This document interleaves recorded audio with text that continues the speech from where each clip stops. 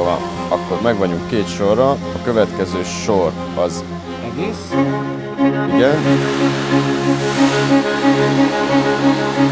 Szóval mai napi témánk a tengervilága, és gyakorlatilag ebből merítettünk ihletet mi is. Egy mélytengeri csikóhalat fogunk készíteni.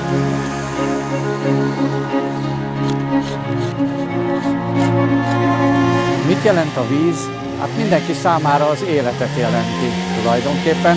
Tudjuk, hogy víz nélkül nincs élet sehol, senkinek, semmilyen formában.